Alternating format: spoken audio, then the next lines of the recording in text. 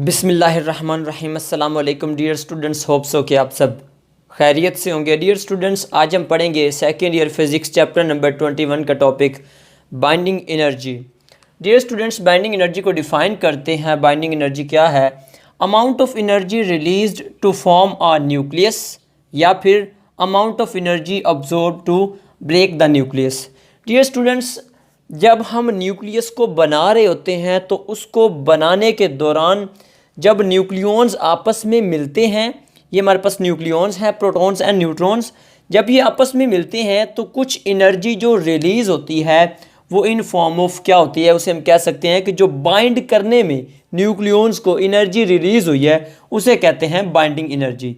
या फिर ये जो न्यूक्लियस है इसको ब्रेक करने के लिए जो इसको एनर्जी देना पड़ेगी वो इसकी क्या कहलाएगी? Binding energy. ठीक है, जो बाइंड रखने के दौरान जो हम यानी कि उनको बाइंड रखने के लिए जो एनर्जी रिलीज़ होती है वो हमारे पास क्या होती है? बाइंडिंग एनर्जी होती है। या सिंपल वर्डिंग में आप ये भी कह सकते हो, बाइंडिंग का मतलब है जोड़ना, तो जोड़ने के लिए जितनी हमें एनर्जी रिक्वायर्ड होती है वो उसकी बाइंडिंग एनर्जी होती है।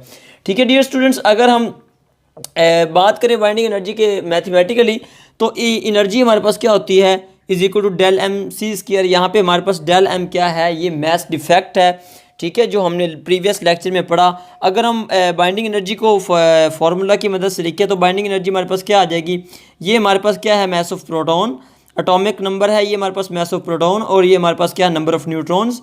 ये हमारे पास क्या आ गया? Mass of neutrons minus mass of nucleus. ये हमारे पास मास डिफेक्ट है, मास डिफेक्ट, और साथ में क्या आ गया? सी स्क्वायर आ गया।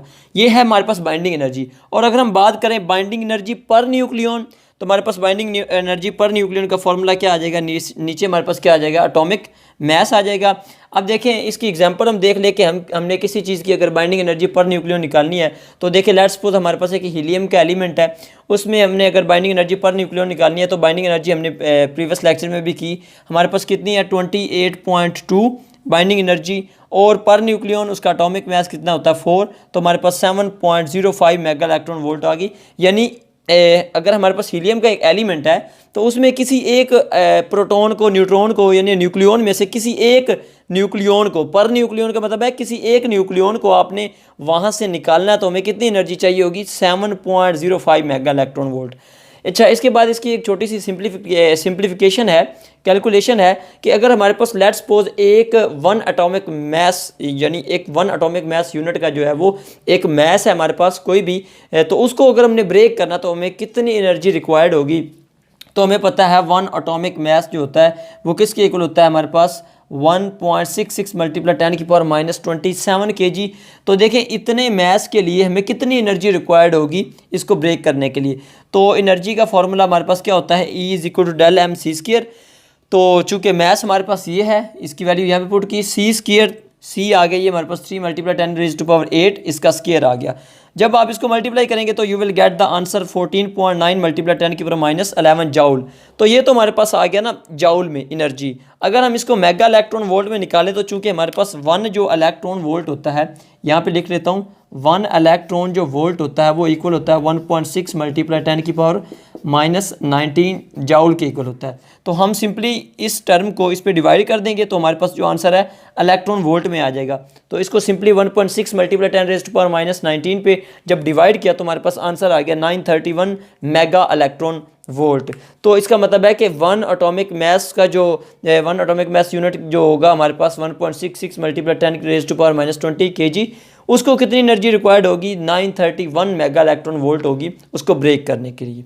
ठीक है, तो इसके बाद हम डियर स्टूडेंट्स देखते हैं नेक्स्ट जो है वो हमारा इसके बाद एक ग्राफिकल रिप्रेजेंटेशन है, उसमें हम देखते हैं ग्राफ की मदद से देखते हैं कि हमारे पास बाइंडिंग एनर्जी किसकी मैक्सिमम होती है।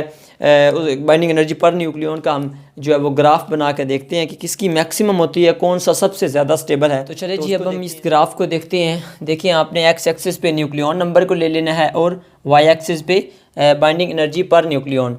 अब इस ग्राफ में हमें क्या नज़र आ रहा है कि हमारे पास देखिए ये जो फेरस है 2656, ये हमारे पास क्या है? सबसे ज़्यादा स्टेबल है, क्योंकि सबसे ज़्यादा बाइंडिंग एनर्जी पर न्यूक्लियन किसकी है? फेरस की है। इसके बाद देखें इससे पहले वाले जो हैं उनकी भी बाइंडिंग एनर्जी पर न्यूक्लियन कम है। इसके बाद वाले जो एलिमेंट्स हैं उनकी भी बाइंडिंग एनर्जी पर न्यूक्लियन क्या है? कम है। तो इसका मतलब है कि ये जो हमारे पास ये कुछ पीक्स आ रही हैं, अप्स एंड डाउन पीक्स आ रही हैं, ये क्या शो कर रही हैं कि ये हमारे पास कुछ एक्सेप्शनल केसेस होते हैं जिनमें हमारे पास बाइंडिंग एनर्जी पर न्यूक्लियन जो है वो वेरी नहीं करती अकॉर्डिंग टू द रूल। इसमें ये ड्रामेटिकली जो है वैल्यूज़ जो है वो एक स्ट्रेंज बिहेवियर शो कर रही होती हैं, ठीक है। बाकी जो होती हैं वो हमारे पास क्या होती हैं, अकॉर्डिंग टू द रूल होती हैं। जो हमारे पास बाइंडिंग एनर्जी जैसे जैसे हमारे पास जो न्यूक्लियन नंबर बढ़ रहे होते हैं, हमारे पास बाइंडिंग एनर्जी पर न्यूक्लियन भी क्या है, बढ़ रही है।